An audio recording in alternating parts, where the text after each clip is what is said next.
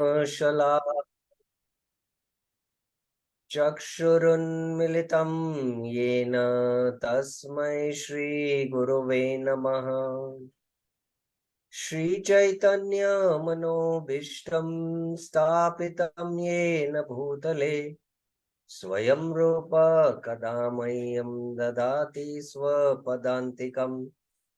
वन्देऽहं श्रीगुरु श्रीयुतपदकमलं श्रीगुरुं वैष्णवांश्च श्रीरूपं साग्रजातं सहगण रघुनाथान्वितं तं सजीवं साद्वैतं सावधूतं परिजनसहितं कृष्णचैतन्यदेवं श्रीराधा कृष्णपदान् सहगण ललिता श्रीविशाखान्वितांश्च नम ओं विष्णुपादाय कृष्णपृष्ठाय भूतले श्रीमते भक्तिवेदांत स्वामिन्निति नामिने। नमस्ते सारस्वते देवे गौरवाणी प्रचारिणे निर्विशेष शून्यवादी पाश्चात्य देशतारिणे। हे कृष्णा करुणा सिंधु दीनबंधु जगतपते गोपेश गोपिका कांत राधा कांत नमस्तुते। तप्त कांचन गौरांगी राधे वृंदावनेश्वरी वृषभानुसुते देवी प्रणमामि हरिप्रिये। वाञ्छाकल्पतरुभ्यस्य कृपा सिन्धुभ्य एव च पतितानां पावनेभ्यो वैष्णवेभ्यो नमो नमः। जय श्री कृष्ण चैतन्य प्रभु नित्यानंद श्री अद्वैत गदाधर श्रीवासादि गौर भक्त वृंद। हरे Krishna Krishna Krishna Hare Hare Hare Ram Ram Ram Hare Hare. Hare Krishna.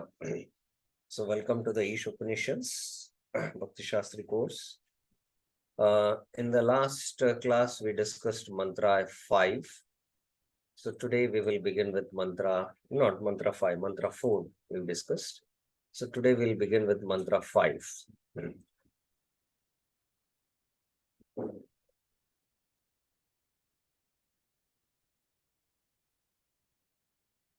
Taddejati tannejati taddure tattwantike tadantarasya sarvasya tattu sarvasyasya bhayata. This is a very interesting verse, very enigmatic verse.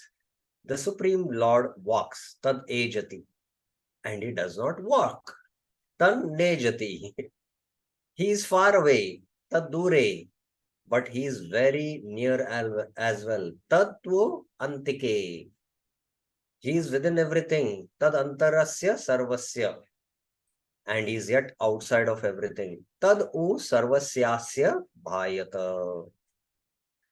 So if you remember, mantra 4 mentioned, the attributes of the Ishwar. The Ishwar attributes are inconceivable. With material intelligence, we cannot understand. And mantra 4 explained how anejadekam manaso javiyo nainad deva apnuvan purvam arshat tadhavato anya natteti tishtat tasmin apo matarishva dadati. Being situated in one place, he is what? He moves swifter than the mind and he can overcome everyone in running. So these are the inconceivable attributes of the Ishwar.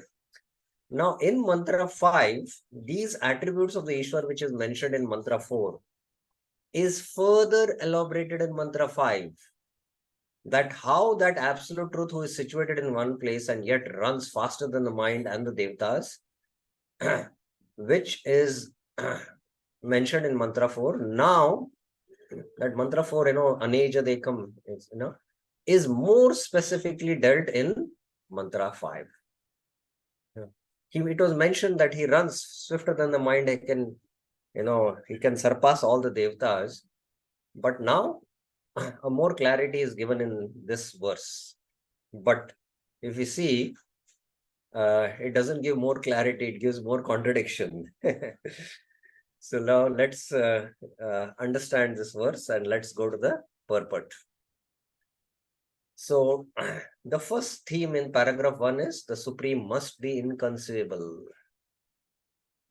The Supreme must be inconceivable. So we'll take theme by theme of each paragraph, and then we will cover the points from the slides. So let's go to paragraph 1. So how do we understand? Let's hear from the devotees that the Supreme Lord walks and he does not walk. How do you understand this? How do you understand this inconceivable characteristic of the Absolute Truth? The Lord walks and does not walk. Anyone?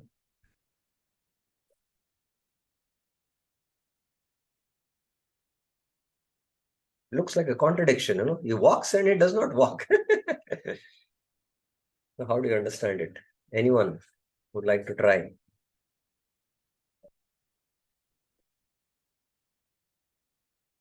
Yes, Nitya Sevini Mataji. Hare Krishna Prabhu. Yes. According to my understanding, I think if we have a complete faith on Krishna, he will walk along with us. So if he did not follow the 4 principles and other things, he will not walk with us. Okay. Yes, it's a good, interesting understanding. And one of the acharyas, there is one more answer. Let us hear. Lata Mataji. Yes, Mataji. Hare Krishna, Prabhu. Dandavat Pranam.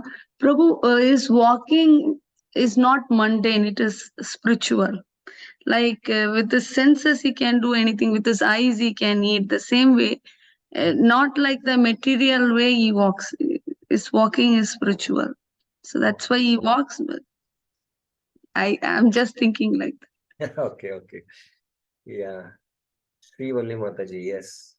Let's hear from first the devotees, their understanding, and then let's. Hare Krishna, Prabhu. I think maybe like how you want to visualize or how you perceive Krishna is how you see him. So if you think like how we talk about the different rupas of Krishna, realizations, No, but how much here our question is, he walks and does not walk. How do you understand this? According to the perception of the person, if you think that he walks, he walks. If you think that no, he's something different form, then he doesn't walk. Then perception is superior to the absolute truth. No. That cannot be. Yes, Avdarya, last we will take. How do you understand these transcendental attributes of the Lord? Yes, Avdarya Chetan. Avdarya Gaurav. Yeah. Actually, my understanding is, Prabhuji, Krishna is everywhere. Means when we walk, we will find Krishna is there. That we cannot say Krishna is only one place. He is everywhere. So as soon as our walking, we find everywhere Krishna is there. So we can say Krishna is walking also as well as not walking also. Yeah, last one, Devahuti Kapil Prabhu, yes. Prabhuji, is it something related to simultaneously one and different, like the personal and the impersonal form, the effulgence, like how the Mayavadis understand? So what is the understanding? Simultaneous one and different. What is the understanding? How he walks and does not walk, how that is reconciled?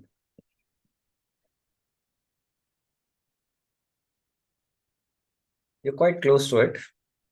Yeah. That's just still reconstructing there. Give me one. Yeah, quite close. And Nitya Sevini Mataji mentioned, yes, there is one So verse. that's the inconceivable, right? Depending on one's faith, how we understand the potency of the Lord. Yeah, so the Lord has inconceivable potencies. As Bhagavan, he can walk. As Brahman, he's all pervading. He need not walk. He doesn't walk. Tad dhure, as Bhagwan is very far, Tattu Antike, as Paramatma is very near in the heart. And Prabhupada takes that to a higher level. As Bhagwan is very far in Golok Vrindavan, but as Bhagwan in the form of Archa Vigraha, he is also Bhagwan. He is very near to us. So that's how we can understand through the absolute truth as Brahman, Paramatma and Bhagwan. And as Nit Sevini Mataji pointed out, it was very close. Paran Mukhanam Govinda Vishaya Asakta Chetasam. So one who has aversion towards Govinda, who is attracted to Vishaya Asakta Chetasam, Tesham Paramam Brahmam Dura Duratare Stitam.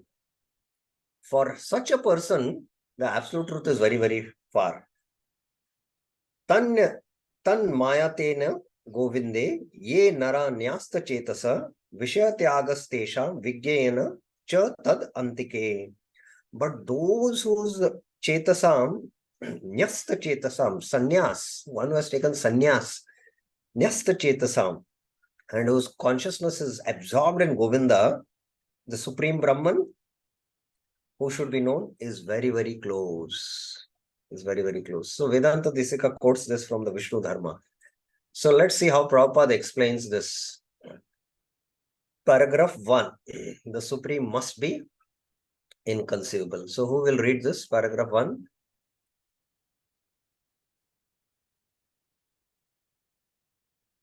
Okay. We'll give chance to Dhanalakshmi Mataji. Yes. Hare Krishna Prabhu. Yes. Here is a description of some of the Supreme Lord's transcendental activities executed by his inconceivable potencies. The contradictions given here prove the inconceivable potencies of the Lord. He walks and he does not walk. Ordinarily, if someone can walk, it is illogical to say he cannot walk. But in reference to God, contradiction simply serves to indicate his inconceivable power. With our limited fund of knowledge, we cannot accommodate such contradictions, and therefore we conceive of the Lord in terms of our limited powers of understanding. For example, the impersonalist philosophers of the Mayavada school accept only the Lord's impersonal features and reject his personal feature. But the members of the Bhagavata school, adopting the perfect conception of the Lord, accept his inconceivable potencies and thus understand that he is both personal and impersonal. The Bhagavatas know that without inconceivable potencies, there can be no meaning of the words Supreme Lord. So, we understand that the Lord is both personal and impersonal. As Brahman, he does not walk. As Bhagwan, he walks. So there is simultaneous, this inconceivable potencies of the Lord. So that's how, we can understand this verse, Tad Dejati Tan Nedati. So let us go into some very important concepts, because Prabhupada spoke about, logically we cannot understand this. And then he spoke about contradictions. So let us understand these terminologies very carefully and nicely so that we can understand this further. The Supreme must be inconceivable. So this is the theme in paragraph 1. So Srila Jiva Goswami explains that with logic, we cannot understand the absolute truth. So there are 3 things: logical, that makes sense, that which makes sense; illogical, that which does not make sense. But there is something called as translogical. Translogical means what? That which does not make sense, for it is beyond sense knowledge. Because the Lord is called as Adokshajam. Ada Akshajam. He is beyond sensory perception or sensory knowledge. God is beyond our sense perception, Adoksha. So there are certain statements which make sense and we say it is logical, and some statements which are illogical. But this you cannot apply to God, because God is what? translogical. So Jiva Goswami, that's why mentions that with logic, just mere logic, yukti, you cannot understand the absolute truth. So absolute truth is not illogical, but translogical. So let logic be our minister, not master. So what does it mean that logic be our minister, not master? Just like when you're in the dark, you need the torchlight. And the torchlight helps you to maneuver in the dark. At least it can show you a distance ahead, what is there, and you can at least traverse that path step by step. So like that, you can go towards your goal. But ultimately, when the sun shines in the early morning, you don't need the torchlight. So similarly, logic should play a minister's role and not the master's role. So ultimately, scriptures are revealed knowledge, and we use logic, yukti, and yukti is, that is how adhikaris in bhakti also are classified in the Bhakti Rasamrita Sindhu. Shastrayukta Nipuna. Proud Shraddha. His Shraddha is very proud and he is very good in logically presenting the meaning of the scriptures. But ultimately, it's deep faith. So ultimately, when the Lord reveals himself, just like the sun, on its own, when it rises in the early morning, then you can see yourself, you can see everything else. So you cannot see the sun in the dark, and with your torchlight, you cannot reach the sun. So logic should be our minister and not master. And logic cannot substitute experience. Logic cannot substitute experience. And the example of the patient visit a doctor for a stomachache. So when the patient visits the doctor for a stomachache, and when the doctor examines, and he particularly mentions the symptoms to the patient, and the patient is convinced, it seems quite logical. Oh, whatever symptoms I'm going through, the doctor's diagnosis, matches. So initially there is application of logic, and with that intelligence, using of intelligence, and it makes sense to him. He says, okay, whatever the doctor's diagnosis, he's saying, it's quite true. I'm experiencing that. But with that intelligence, he has faith in the doctor, and he starts following the prescription given by the doctor. And then he, takes the treatment and he recovers. So that builds in faith. That builds in faith in the doctor for the patient. But initially he uses logic. But ultimately, how the medicine is working, he has no understanding of it. And how he recovered, that whole phenomena is very, very difficult. But ultimately, he is experiencing the symptoms of good health. So logic cannot also substitute experience. Everything, just you cannot go by logic. There is experience. And in Sanskrit, it is called as paroksha anubhava. Anubhav means one's own experience. One has experienced God, in his realization. And, Prabhupada had to encounter this many times in the initial times when he was lecturing. In Australia, Prabhupada was giving a lecture and somebody stood up. Swamiji, have you seen God? Prabhupada said, what difference it makes if I have seen God? It doesn't make any difference to you because you have not seen. Even if I say I have seen, what difference it makes? And another lecture, again, a person got up and he said, Swamiji, have you seen God? You please sit down because you're obstructing my darshan of the deities. Straight away, Prabhupada said, because the deities were in front and this person had stood up. So ultimately, logic should play a ministerial role and not a master's role. Now, the absolute truth is translogical. There is a kind of logic in transcendence. So we mentioned absolutist translation. So what is this logic of transcendence? Let us try to understand that. Contradictions, opposite statements that don't make sense.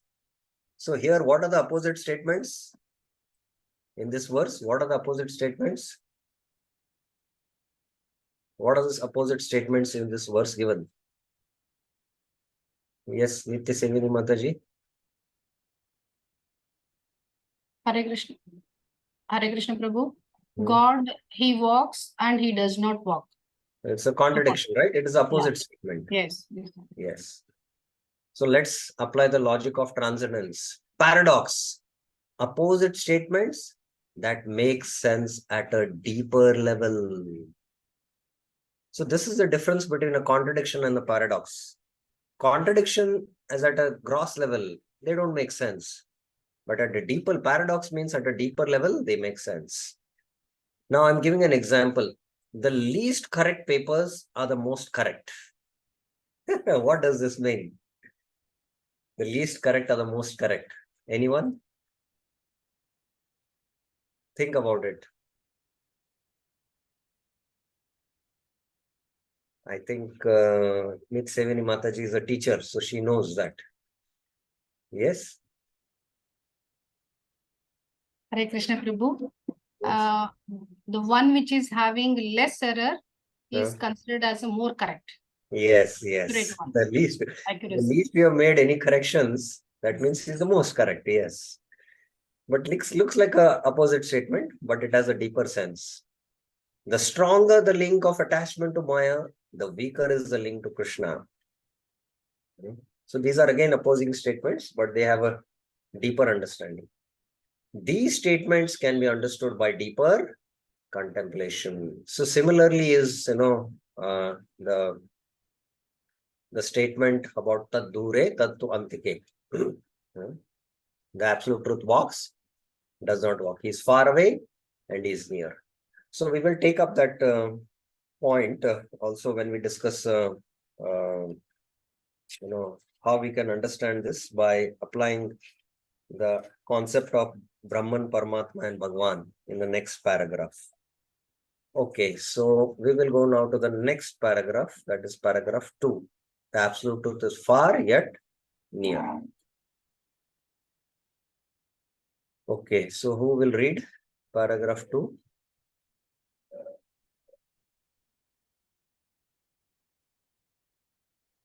Paragraph 2. Who has raised hand? Okay, Mohan Rupsham Prabhuji. We should not take it for granted that because we cannot see God with our eyes, the Lord has no personal existence. Sri Isopanisad refutes this argument by declaring that the Lord is far away but very near also.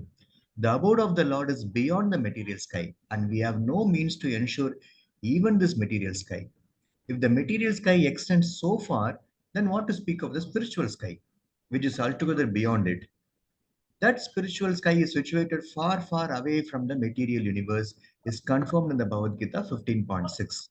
But despite the Lord's being so far away, he can at once, within less than a second, descend before us with a speed swifter than the mind or wind. He can also run so swiftly that no one can surpass him. This has already been described in the previous verse. Yes, yeah. So here,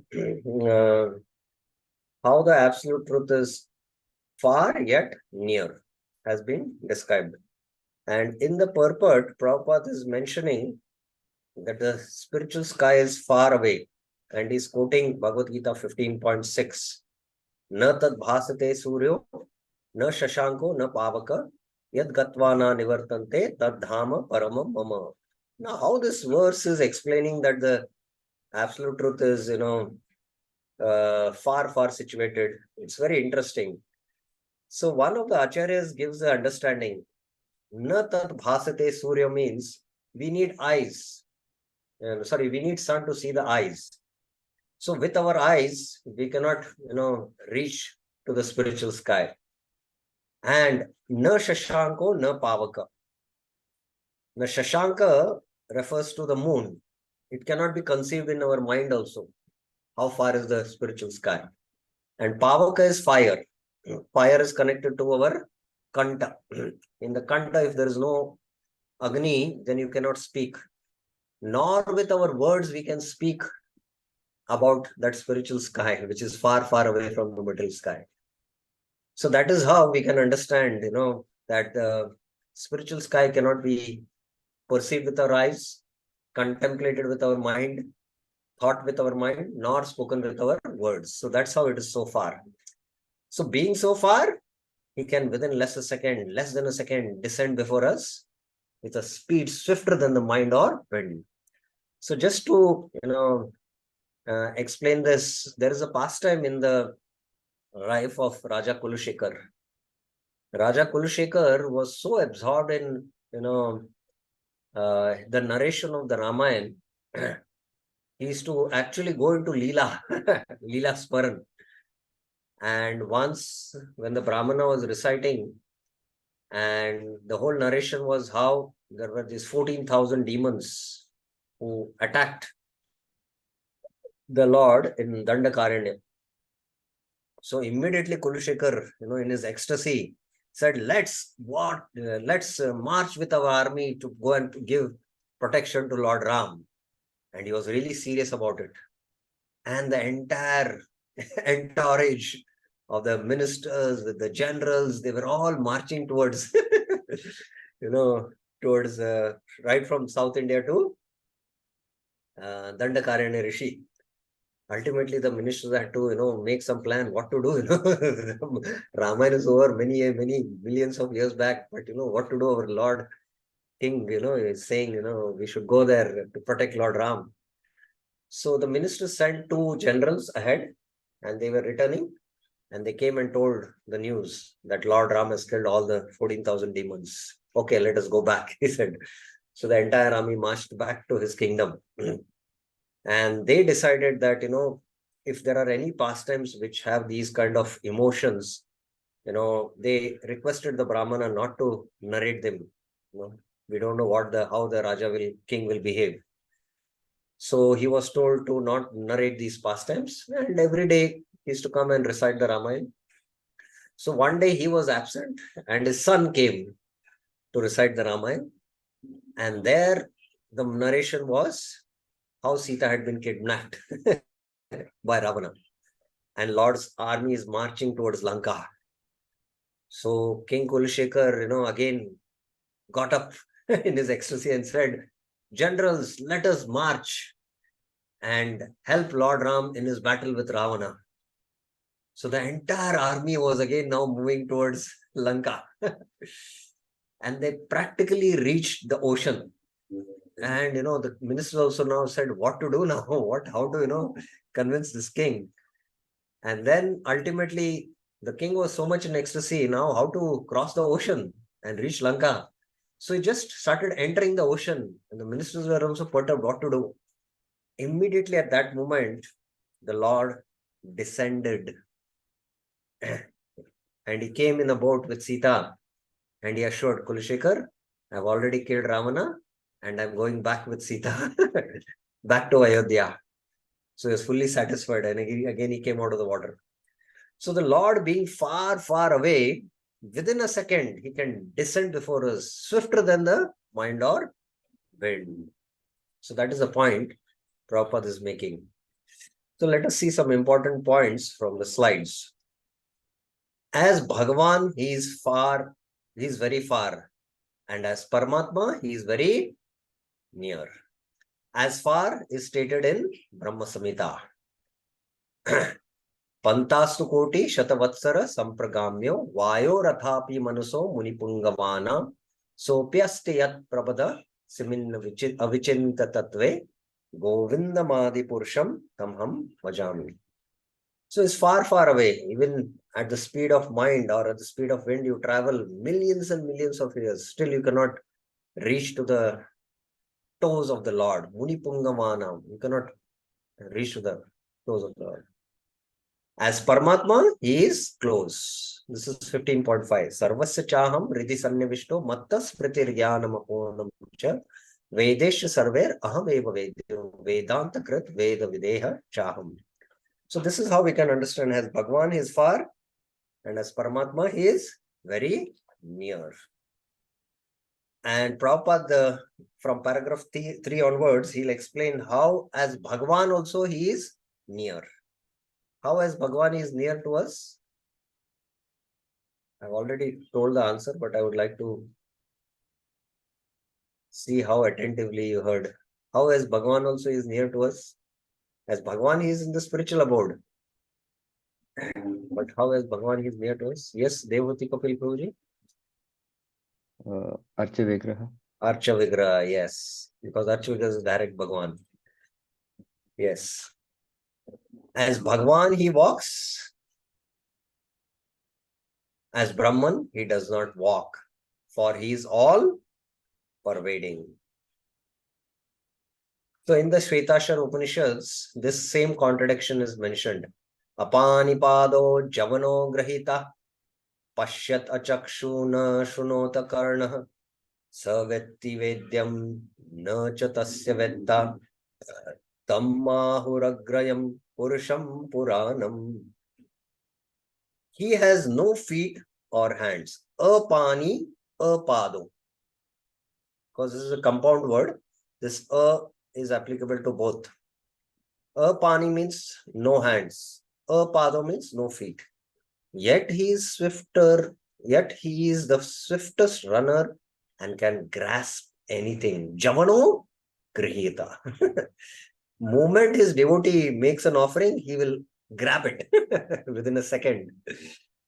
And that pastime is there in the Chaitanya Charitamrita. Not in the Chaitanya Charitamrita, in Chaitanya Bhagavat, when a Brahmana visited Mahaprabhu's house as Nimai, as a child, and he used to have his Gopal worship and used to offer rice. And immediately Nimai, as a child, he used to immediately come and eat the entire offering. And this Brahmana, oh, you have spoiled my offering. Then he used to again cook. Again, with the bell ringing, he used to come and honor it. Third time also happened. And the fourth time he revealed that I am the Supreme Brahman. So Javano Grihita. Faster he'll come. He'll come swifter and then he'll accept it. Though without eyes or ears. Achakshu, akarna.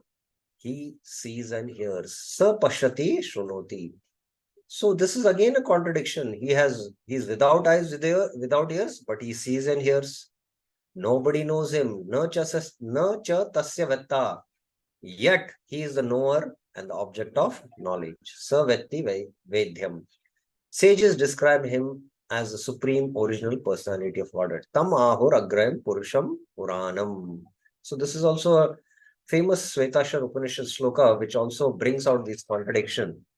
And this contradiction can be resolved only with this understanding of the absolute truth in the three features.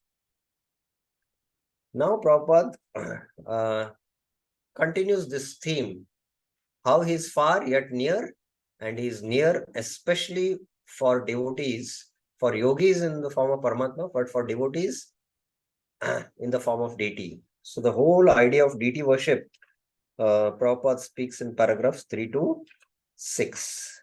Okay, so let's go now to paragraph 3. Any questions? If you have, you can always raise your hands. Huh? Okay, paragraph 3. Who will read? Paragraph 3. Komal Mataji. Yes. Yet when the personality of Godhead comes before us, we neglect him. Such foolish negligence is 1 second now. Screen karna padega. We neglect him. Such foolish negligence is condemned by the Lord in the Bhagavad Gita 9.11, where he says that the foolish deride him, considering him a mortal being. He is not a mortal being, nor does he come before us with a body produced of material nature. There are many so-called scholars who contend that the Lord descends in a body made of matter, just like an ordinary living being. Not knowing his inconceivable power, such foolish men place the Lord on an equal level with ordinary men. Because he is. Enough. This is paragraph 3. So in paragraph 3, Prabhupada is mainly speaking of the direct descent of the Lord in this world, not in the form of Archa Vigraha. So when the Lord directly descends in this world, Avajananti Mamuda, he quotes this verse, Avajananti Mamuda. So there is Bhagwan who resides in the spiritual realm. And he comes in the material realm in the form of avatar. Avatarati iti avatar. So since Srila Prabhupada's arrival, dozens of holy places of pilgrimage have emerged because saints make every place they walk a tirtha or holy place. Not only that, but saints bring Krishna in different forms, such as the deity form, Archa Vigraha, the holy name, Nama, Rupa, and the scriptures. So there is the Archa Vigraha. Archa Vigraha is also it is not of the material world. It is, the Lord who is situated in the heart of the pure devotees. And Pran Pratishta means when the pure devotee requests the Lord to manifest in the material elements. Although they are material elements, they are the energy of the Lord. And the Lord agrees and abides by the, request of the pure devotees. So he becomes manifest. So Archa Vigraha is also in that category. And there is Nam Avatar. The holy name is also a Nam Avatar of the Lord. Golokera Premadana Harinama Sankirtan.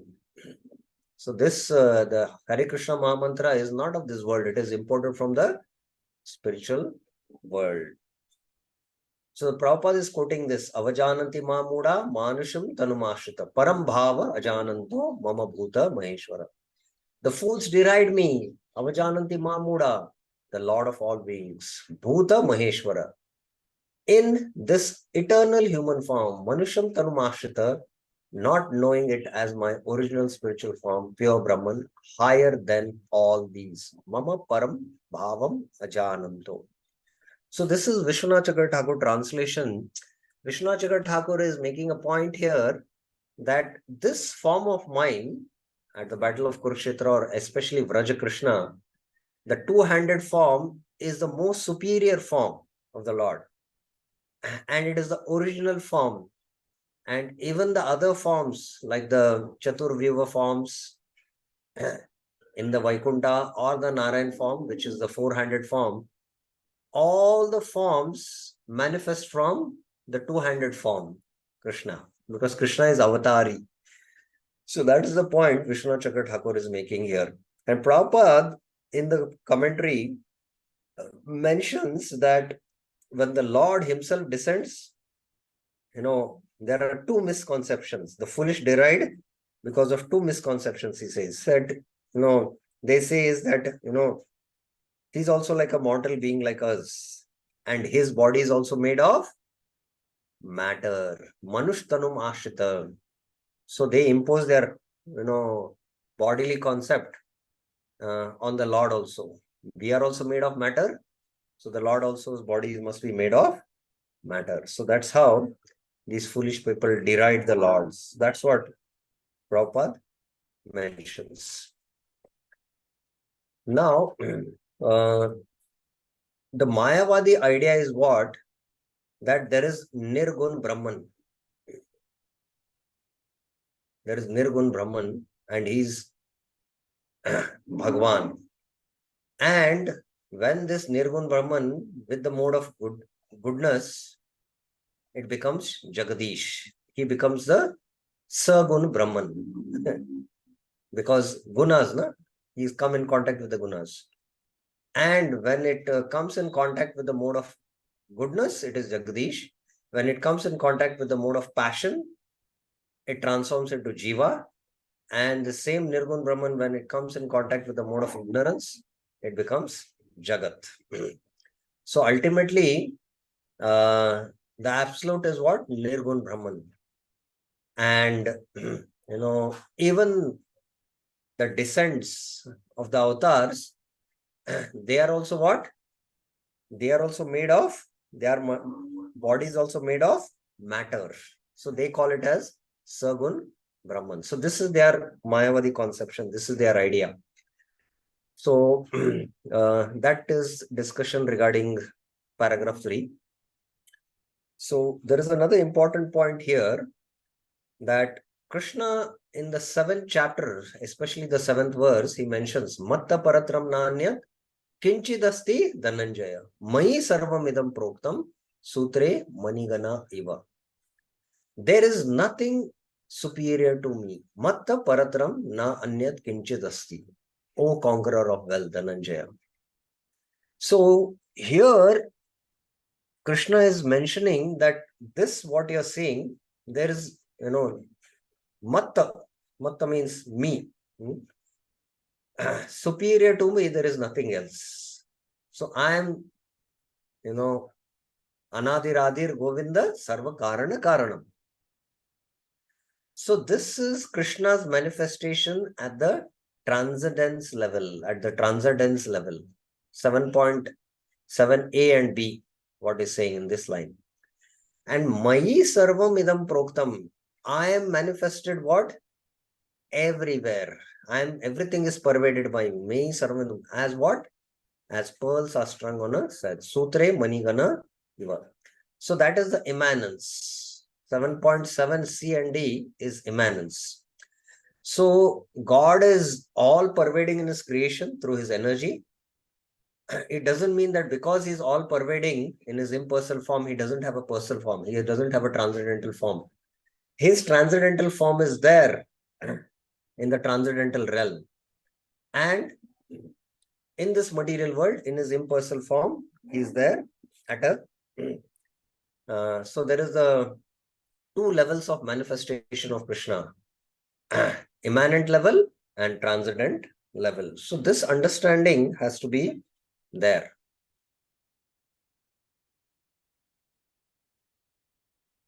So this part, I think we will take up when we discuss paragraph 4.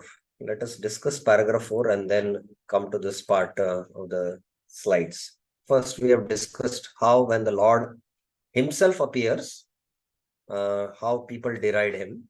Now, how when he appears in the form of deity, that is discussed in paragraph 4. So who will read paragraph 4? If you have any questions, you are free to ask.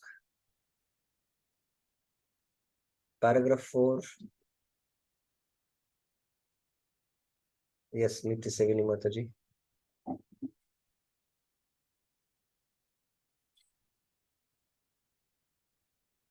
Because he is full of inconceivable potencies, God can accept our service through any sort of medium, and he can convert his different potencies according to his own will. Non-believers argue either that the Lord cannot incarnate himself at all, or that if he does not, he descends in a form of material energy. These arguments are nullified if we accept the existence of Lord's inconceivable potencies. Then we will understand that even if the Lord appears before us in the form of material energy, it is quite possible for him to convert this energy into spiritual energy. Since the source of the energies is one and the same, the energies can be utilized according to the will of their source. For example, the Lord can appear in the form of Archavigraha, a deity supposedly made of earth, stone, or wood. TT forms, although engraved from wood, stone, or other matter, are not idols, as the Iconoclast. Iconoclast content. Yes. So iconoclast are a class of people who destroy images used in deity worship, and they say that they are visual representations of object made of material elements. So these are, especially the Abrahamic religions who don't accept that how can Lord descend in matter? Matter is impure. So we'll come to that discussion here. So the question here is, if God's spiritual form, how God's spiritual form manifests in matter as deity? So this is an important question which Prabhupada also is explaining, how the God who controls his energies by his inconceivable potency, because he is the source of the energies, he can transform the material into spiritual. So although the deity is made of material elements, but when the pure devotees install them, in the temple and invite the Lord to come and reside there, then it is completely spiritual. It is not material. Because ultimately the Lord is controller of all the energies. He can transform the material into spiritual. So this concept we'll little discuss now here. Is God transcendent or beyond matter? Or is he immanent, meaning that he is present within matter? So this is a question. We discussed the concept of transcendent and immanent from 7.7 of the Bhagavad Gita. Abrahamic religions, Judaism, Christianity, and Islam, have generally stressed the transcendent aspect of God. Their arguments: matter being limited cannot manifest God, who is unlimited, or matter being impure cannot manifest God, who is supremely pure. God allows us to access him by manifesting through matter. Our answer is this. God allows us to access him by manifesting through matter. So, but these are their arguments. The idea that everything is God is technically called pantheism. Everything what we see in this universe, because it is the energy of the Lord, it is in one sense non-different. Shakti, Shaktiman, Abheda, there is no difference. So this, if God is everywhere, some people are there who, proclaim that they are adherents of this philosophy. Why should I come to the temple and have darshan of the Lord? God is everywhere. I can see him everywhere. So this is called as pantheism. He has his own transcendent self-existence beyond matter, and it is that transcendental form. Bhaunam janmanamante jnanavan mam prapadyante vasudeva sarvamiti sahamatma sudurlabha. The Jnani, the Jnanvan, seeing Vasudev everywhere. Vasudeva Sarvamiti. These are the Jnanis who are meditating on the all-pervading absolute truth. Surrenders to me. It's very interesting. Mam, Krishna is saying me as a person. He's pointing out to Prapadyante. Surrender to me through devotee association. How? When? After many, many births. Bahunam Janmanamante. So, how many births it will take for the Jnani to surrender to the Lord? Till the time he comes in touch with the pure devotee of the Lord. Till that time he has to take birth. He has a steady mind, Sahamatma, and is very rare. Sudurlabha of God, which is primarily worshipable. So it is very interesting that God is everywhere. Vasudeva Sarvamiti, he has this consciousness. But he doesn't surrender to the all-pervading Lord. He surrenders to what? The personal God. Mam prapadyante. Mam prapadyante. He surrenders to him. So this is the point being made here. To say that the absolute truth can't appear as matter is to limit him. Pillai Lokacharya, successor of Sri Ramacharya, gave an example of the child and elephant. So Pillai Lokacharya was one of the successors of Ramacharya, and he gave this classic example. Just like, the elephant, and the child wants to, climb on the elephant. Now he cannot climb with his own strength on the elephant. Ultimately, the elephant has to sit down, and then only he can climb on the elephant. Similarly, the Lord who is there in the spiritual world descends in this material world so that he is accessible to the devotees in the form of Archa Vigraha. Lord descends in deity form from the spiritual realm to the material realm in order to show mercy. So this is a very important point, that Archa Vigraha is also not of this material world. It is an avatar which is coming from the spiritual world. His focus when he manifests in deity form is not his unlimitedness, but his mercy. Ultimately, if the elephant doesn't show mercy by sitting down, the child cannot, sit on the elephant. So similarly, when the Lord comes in the form of Archa Vigraha, he doesn't show his, unlimitedness, but he shows his mercy. Usually, the Lord does not manifest his power in this material world, for that would interfere with the independence of the soul who wants to enjoy this world. So sometimes why, the Lord doesn't show his powers in the material world. Like Arjuna was shown the Vishwarupa. He could see the Lord and he became fearful. So we would also become fearful and, worship the God if God would show us his form. But ultimately we have desires to enjoy in this world. And when we have desires to enjoy in this world, if we are seeing God, then we cannot enjoy. So this is the love of the Lord, that he doesn't want to interfere in the independence of the soul who wants to enjoy in this world.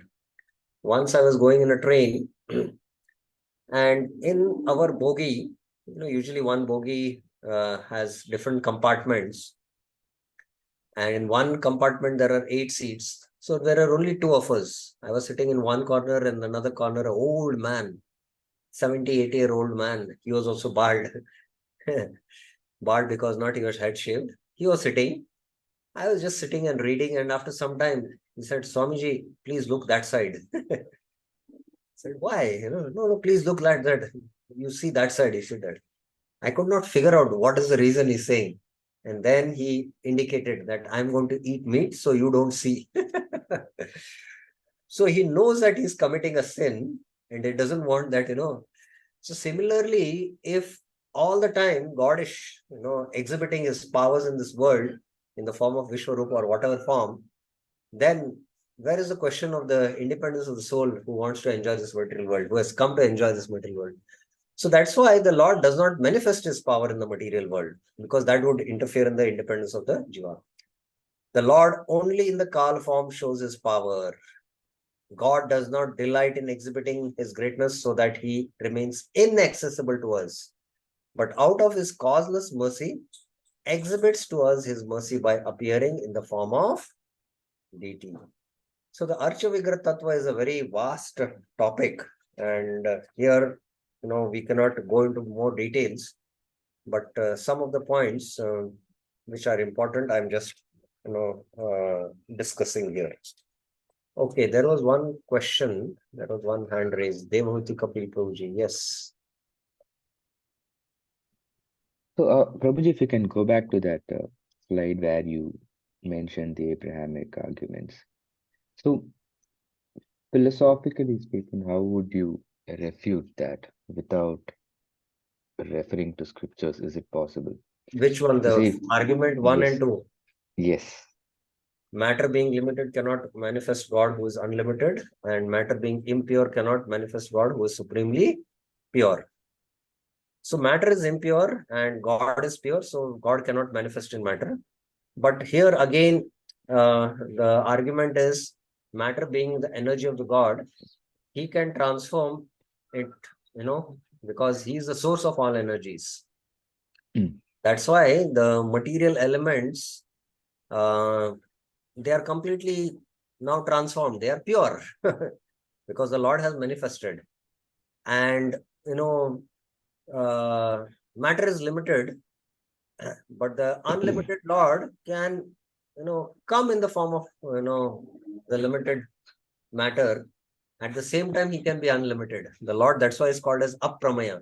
So that's why these are some logical arguments, and without scriptural understanding, these make sense. But sometimes, from the translogical point, we have to see from the Shastra that ultimately, if the Lord is the source of all energies, and the Lord has inconceivable powers, he can transform matter into spirit. Yes, he can transform matter into spirit by his purity. What to speak, when one attains Brahman realization, all activities he does, for the pleasure of Brahman, all those activities also take the, spiritual qualities. So that is the potency even of a pure devotee. So that's why the temple, although it looks like ordinary bricks and stones, but it is completely spiritual, because there the Lord is residing. It's not material. So this idea and this understanding, when we don't have, we can come up with these kind of arguments. But Prabhupada himself has answered. If you see here, Prabhupada says that since he is the source of energies, since the source of energy, one is saying, the energies can be utilized according to his will of their source. And he can convert this energy into spiritual energy. This is our answer. Is it So clear? what's their basis for that argument? Like what, like crisply, if you can, like very briefly, if you can say the Christian What is theology. their basis? They just don't have the concept and idea of deity worship. Why the Lord, would come in this material world, which is made of matter. So they don't have this concept of deity worship, the why the Lord comes. And that answer was, dealt in the slides here, that out of causeless mercy, causeless mercy. And, sometimes we have heard, and many times, we have heard this argument that sometimes, what kind of deities, the Lord is in the deity form there present. And if a fly is also moving around, he can't do anything and he's helpless. He's helpless. So, what is our answer for this? Ultimately, again, the Lord, when he manifests in this deity form, he is dependent on the mercy of his pure devotee.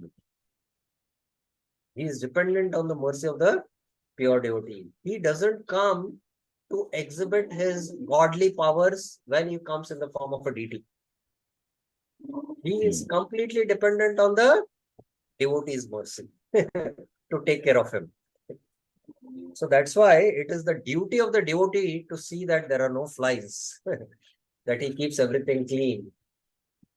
So again, he doesn't come to exhibit his powers. And they have an argument, we can, what these deities cannot protect themselves when we come and attack them. And, when the Mughals started attacking India, they were desecrating the deities. So, what your God can do, he's not able to, he cannot protect also himself. And we are able to. So, ultimately, again, here the Lord, has come in the form of deity to bestow mercy and not to show his powers. He can protect himself and he might make arrangements. But even then, when, they desecrate the deities, it doesn't mean that they will, not get the reactions. The reactions will come. So we have to understand the concept of, the Lord when he comes in the form of a Archa Vigraha or a avatar in the form of Archa Vigraha. He comes to bestow mercy and not to show his powers. That's an important point. Is it clear? Yeah. So their idea is matter is not energy of God, and that is the source of all these arguments, is it? Yeah, they don't understand the inconceivable oneness and difference between energy and energetic, which we discussed in, I think, Mantra 3. Discuss fire, heat, and light. They are one and different. And they don't This see. concept is, not at all clear to them. It's not at all clear to them. They have all kinds of vague, illogical, understandings. Very, very, I can say, very degraded, you can say. Can't even discuss about it here. I come across sometimes, the kind of arguments they present, and our devotees come and ask.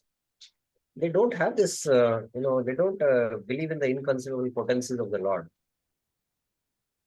So the concept of the external energy, the world as the universe as an external energy itself is absolutely void for them. It's not that, yeah. Okay. So Reena Mataji, you have a question?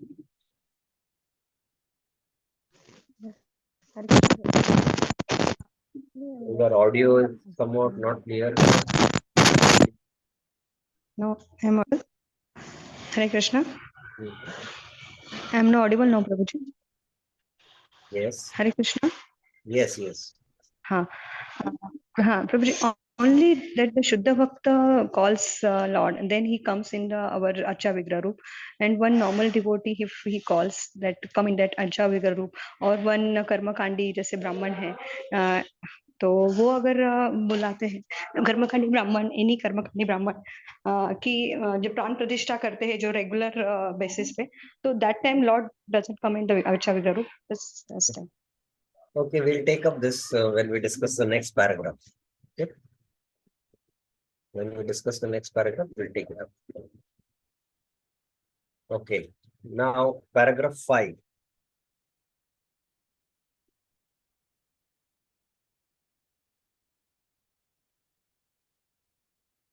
Okay, who will read paragraph 5?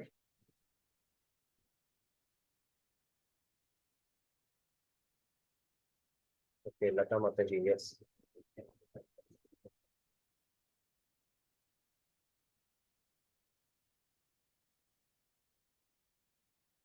In our present state of imperfect material existence, we cannot see the Supreme Lord due to imperfect vision. Yet those devotees who want to see him by means of material vision are favored by the Lord, who appears in a so-called material form to accept his devotees' service. One should not think that such devotees who are in the lowest stage of devotional service are worshipping an idol. They are factually worshipping the Lord, who has agreed to appear before them in an approachable way.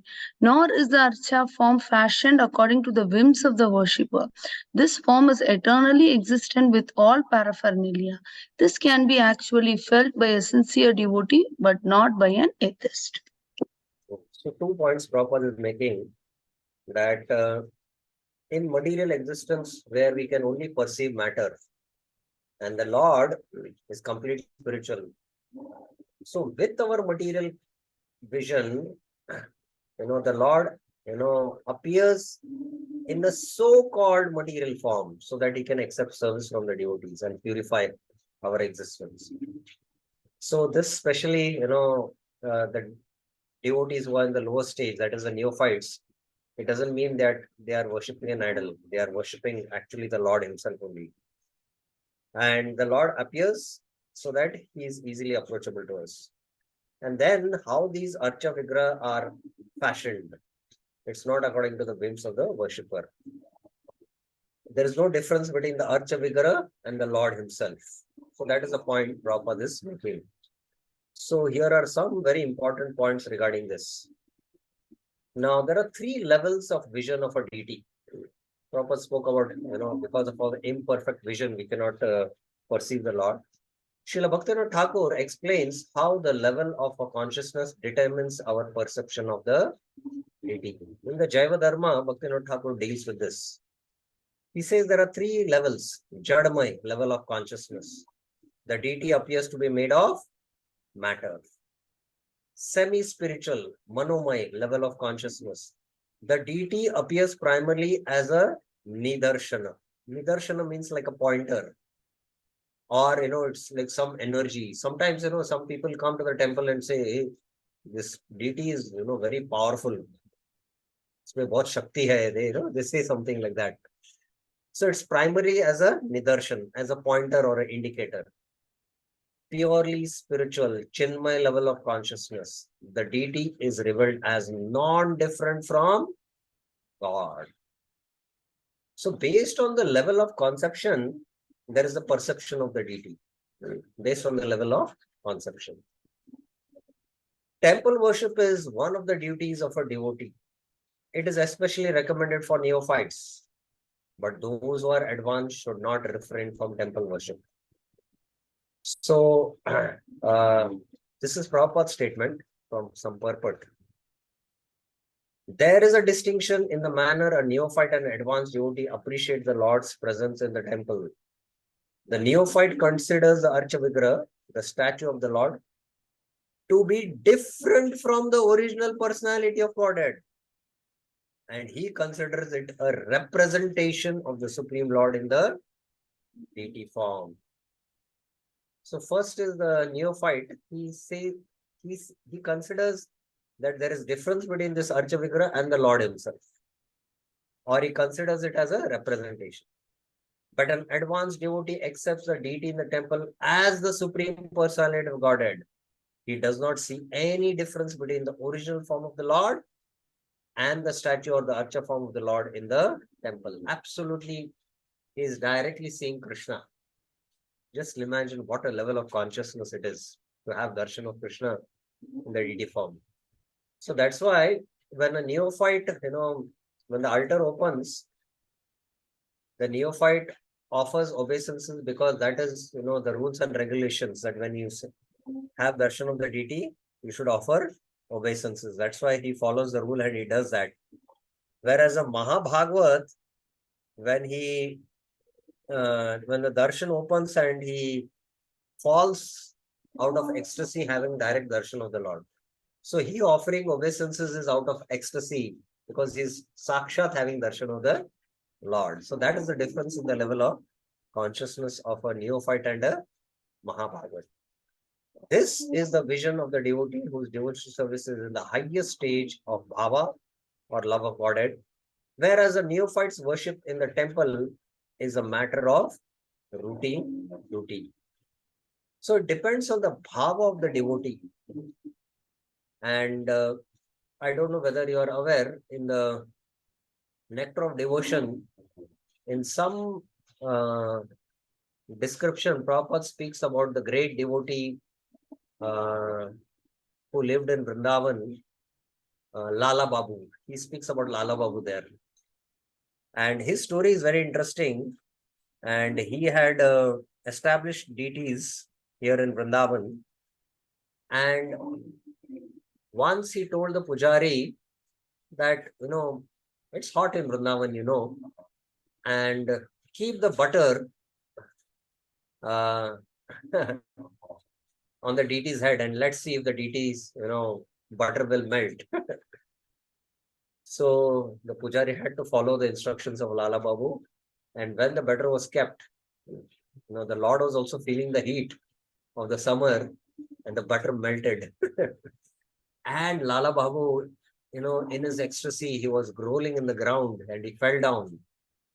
And then after a few days, another thought came to Lala Babu. And he said, we also breathe, the deity also breathes. So he told the pujari, take a cotton thread and keep it on the nostrils of the deity. Now, what is this Lala Babu ordering? The pujari was stunned. But anyway, he followed the instruction of the Lala Babu, and he took a cotton thread and kept it close to the nose of, the deity. And he saw that, the string was shaking, and, he could feel the breathing of the Lord. And Lala Babu was in ecstasy and he fell down. So the deity also reciprocates based on the bhava of the devotee. Based on the bhava of devotee. If you are at that, chinmay level of consciousness, ye yata ma prapadyante. But if you are at the, jadmay level of consciousness, and even if you do this, the deity might not reciprocate with you because you are not at that level of consciousness. That's the point being made. So the vision of deities of various class of worshipables. There are, again, now this is a broad classification. This classification is within the Kanishta, Madhyam, and the Uttama, the Jadamay, Manomay, and the Chinmay. This is within the devotees. Now, this is within the broad range. So, the deities they consider as idol, iconoclast, I mentioned, and that's why they go and desecrate all these deities, the Abrahamic religions. And they consider as some reminder or pointer. These are some sects which might consider the deities as reminder or pointer, or some Shakti, some vibrations are there, we say. And there are pure devotees, non-different manifestation. It's non-different from Krishna. Now, Prabhupada also mentioned in the purport that, Archa is not fashioned according to the whims of the worshipper. So here, how is the manifestation of the deity? It is the saint's revelation in the heart. So from the heart, the pran pratishtha is what? You put your pran into the deity, and the Lord is residing in your heart, and from your heart, he agrees to reside in the deity form. That is what is prana pratishtha. It is a saint's revelation, and that's why you see this picture, what we have in the background here. This is the picture of the Paramatma, which was sketched by one of Prabhupada's disciples. And Prabhupada was giving the whole description. And once the disciple came, for some, additional inputs, and Prabhupada just closed his eyes, and then he gave the further, description because he was seeing the Lord in the heart.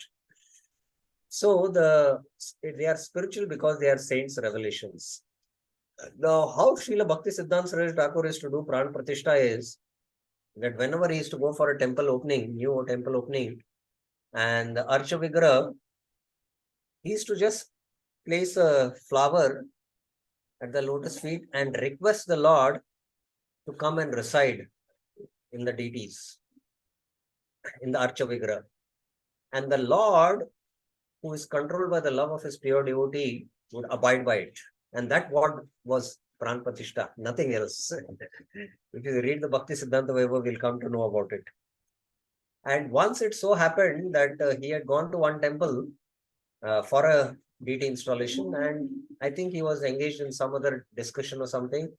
And some of his senior sannyasis, they thought he'll come later for the Abhishek. So they placed a flower and they were doing the Abhishek, and Bhaktisiddhanta Saraswati Thakur arrived, said, the deity is already installed, the Lord has come. So it is a saint's revelation. It is spiritual, yes. And at a subtle material level, the poets also do imagination. And that cannot manifest the deity, although it is a poetic imagination. And there are artists who can, do great sculpture.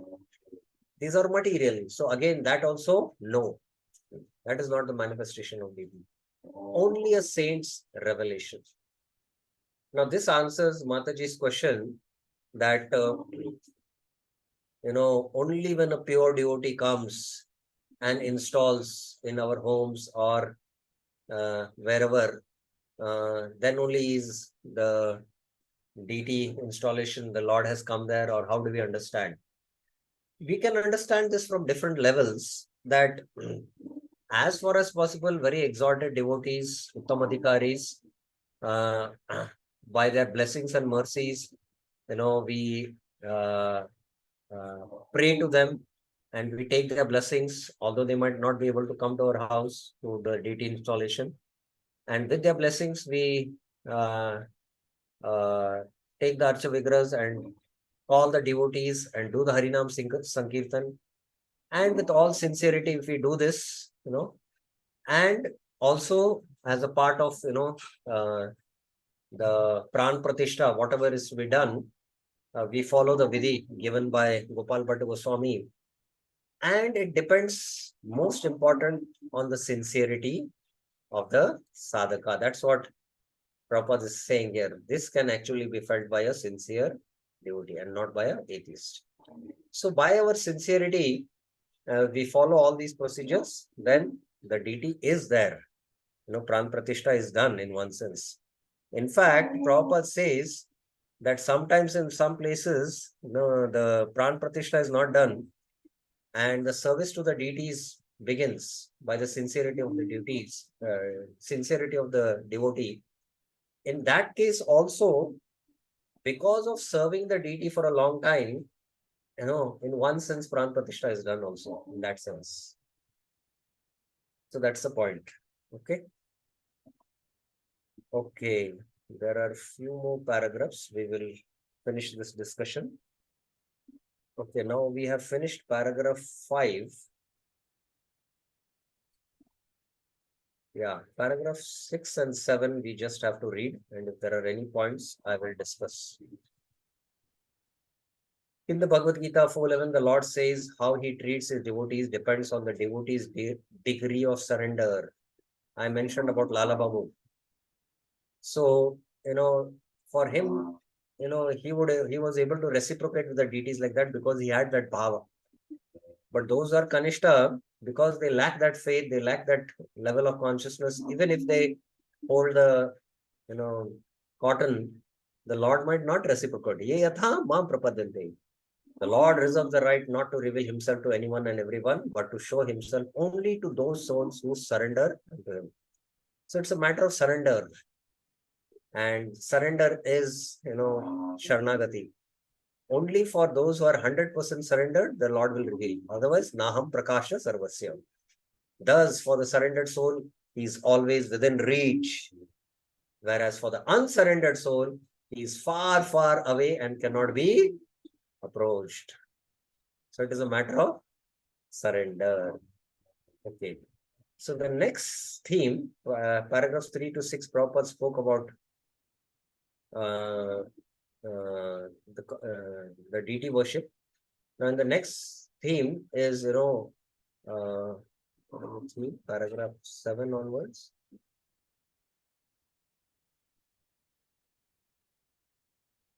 Nirgun yet Sagun. We spoke about the Nirgun Brahman and Sagun Brahman. So the absolute all-pervading, Brahman, that is what is called as Nirgun Brahman, they say, Mayavadi concept. And when this Nirgun Brahman, when he comes in contact with the mode of goodness, then they call him Sagun Brahman. So Prabhupada, refutes that and mentions the real understanding of Nirgun and Sagun. He says Nirgun yet Sagun. So this is paragraph 7. So let us take paragraph 7. In this connection, two words the revealed scriptures often apply to the Lord. Sagun with qualities and Nirgun without qualities are very important. The word Saguna does not imply that when the Lord appears with perceivable qualities, he must take on a material form and be subject to the laws of material nature. For him, there is no difference between the material and the spiritual energies because he is the source of all energies. As the controller of all energies, he cannot at any time be under their influence as we were. The material energy works according to his direction, Maya Dakshena Prakriti. Therefore, he can use that energy for his purpose without being influenced by any of the qualities of that energy. In this sense, he is Nirgun without qualities. So it's not that when the Lord manifests in this world, he takes on the qualities of the material form. No, because he is the controller of both material and spiritual energies. Being Sagun, made of material elements, still he is Nirgun. Nor does the Lord become a formless entity at any time, for ultimately he is the eternal form, the primary Lord. His impersonal aspect or Brahman effulgence is but the glow of his personal rays, just as the sun rays are the glow of sun God. Now, in this context, the story of Prahlad and Narasimha Dev is mentioned. Prahlad was asked by his atheist father, where is God? And Prahlad said, God is everywhere. His father got more angry. Is he within this pillar? He said, yes. And this atheist king shattered the pillar in front of him in pieces. The Lord appeared as Narasimha Dev and he killed. So the Lord is within everything and he creates everything by his different energies. Though through his inconceivable powers, he can appear at any place in order to favor his sincere devotees. Lord Narasimha Dev appeared from within the pillar, not by the order of the atheist king, but by the wish of his pure devotee Prahlad. An atheist cannot order the Lord to appear, but the Lord will appear anywhere and everywhere to show mercy to his devotees. Paritranaya sadhunam vinashaya cha drishkatam. Prabhupada is quoting this 4.8 in the Bhagavad Gita. So, The Lord appears to vanquish the non-believers and protect believers. Of course, the Lord has sufficient energies and agents who can vanquish atheists. But it pleases him to personally favor a devotee. So among the two reasons, Paritranaya sadhunam, vinashaya cha dushritam, this the Lord can do through his energies. But trana means, they are facing deep separation from the Lord. And to elevate their suffering, to mitigate their suffering, the Lord appears in this world. The Lord appears in this world. Therefore, he descends as an incarnation, avatar. Actually, he descends only to favor his devotees and not for any other purpose. So I also brought out this point here. So the concept of Nirgun and Sagun, Prabhupada brought out here in this paragraph. So there are some important points with respect to this. Nirgun and Sagun. Although the Supreme Lord is described as having no hands and legs, he nonetheless accepts all offerings. He has no eyes, yet he sees everything. He has no ears, yet he hears everything. When it is stated that the Supreme has no hands and legs, one should not think that he is impersonal. Rather, he has no mundane hands or legs like ours. He has no eyes, yet he sees. This means that he does not have mundane, limited eyes like us. Rather, he has such eyes that he can see past, present, and future, everywhere in every corner of the universe and in every corner of the heart of every living entity. So, apani padam, when it is said he doesn't have hands and legs, it means he doesn't have limited hands and legs like us. He has spiritual hands and spiritual legs by which he can reach everywhere. Thus, the impersonal description in the Vedas intend to deny mundane characteristics in the Supreme Lord. So these impersonal descriptions, especially in the Upanishads, their purpose is to deny material characteristics on the Supreme Lord. They do not intend to establish the Supreme Lord as impersonal. It's not to establish that the Lord is impersonal. So this is from the Chaitanya Charitamrita 2.6.141. Again, Prabhupada, therefore, Bhakti Yoga accepts the deity of Krishna as worshipable because there is some bodily conception fixed in the mind, which can be thus applied. Of course, worship of the Supreme Personality Godhead in his form within the temple is not idol worship. There is evidence in the Vedic literature that worship may be Sagun and Nirgun, the Supreme possessing and not possessing attributes. Worship of the temple, deity in the temple is Sagun worship, for the Lord is represented by material qualities, wood, stone, but yet, he is transcendental, we should remember, because the deity is completely spiritual. But the form of the Lord, though represented by material qualities such as stone, wood, or oil paint, is not actually material. That is the absolute nature of the Supreme Lord. So the Mayavadi concept of understanding of the terms Sagun and Nirgun is quite different from the Vaishnava understanding. A crude example may be given here. We may find some mail boxes on the street, and if we post our letters in those boxes, they will naturally go to their destination without difficulty. But any old box or an imitation which we may find somewhere, but which is not authorized by the post office, will not do the work. Similarly, God has an authorized representation in the deity form, which is called Archavigraha. This Archavigraha is an incarnation of the Supreme Lord. God will accept service through that form. The Lord is omnipotent, omnipowerful. Therefore, by his incarnation as Archavigraha, he can accept the services of the devotee just to make it convenient for the man in conditioned life. So this is from the Bhagavad Gita 12.5 purport.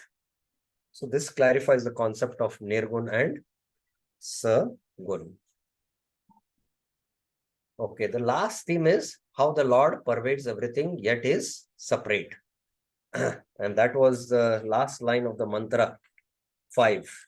The mantra 5 said that Tattu Sarvasya, what was it? Tad antarasya sarvasya tattu sarvasyasya bhayata. So that is being discussed here in these 2 paragraphs. In the Brahma Samhita, it is said that Govinda, the primal Lord, enters everything by his plenary portion. He enters the universe as well as the atoms of the universe. He is outside in the Virat form and is within everything as the Antaryami. As Antaryami, he witnesses everything that is going on and he awards us the result of our actions as karma phala. We ourselves may forget that what we have done in previous lives, but because the Lord witnesses our actions, the results of our actions are always there, and we have to undergo the reactions nonetheless.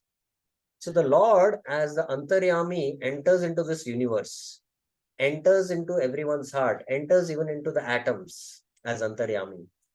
And outside, he manifests the Virat form.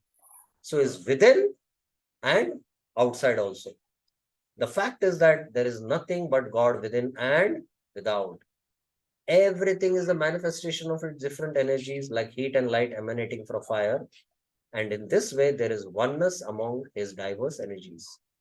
Although there is oneness, however, the Lord in his personal form still enjoys unlimitedly all the pleasures enjoyed minutely by the tiny part and parcel living entities. So although there is no difference between the energy and the energetic, heat and light, which emanate from fire, but fire is the personal form of the Lord and he enjoys personally the highest spiritual rasas in the spiritual world. And that is where we have to become attracted. So there is non-difference. That's what Prabhupada makes the point.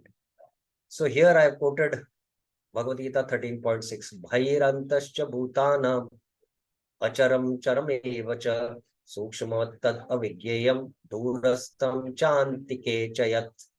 So this is very similar to this mantra also. Durastam cha antike cha. He is outside and inside of all beings. Bhairantascha bhutanam. He is alone in all moving and all non-moving beings.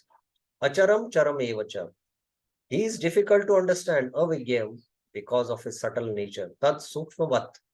He is far away, durastam, and also very near. Antike cha tat.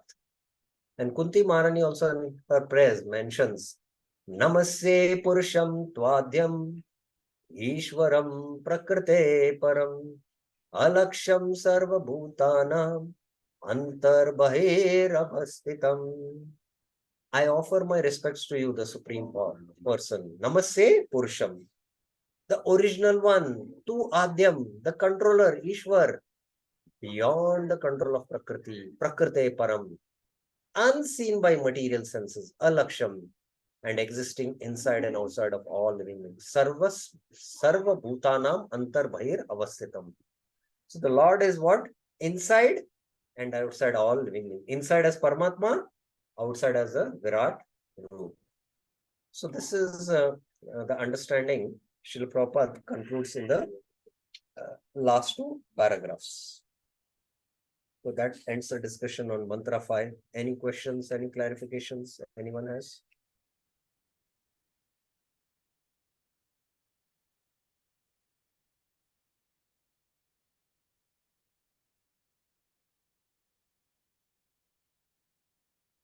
Okay, one question is there. Devhuti Kapil Prabhuji, yes. Prabhuji, can you please explain that example which you gave early in the class, right? The least correct papers are most correct. Yeah, contradictions and paradox. Paradox means that opposing statements are there, but there is some deeper reality in it. And only by contemplation we can understand.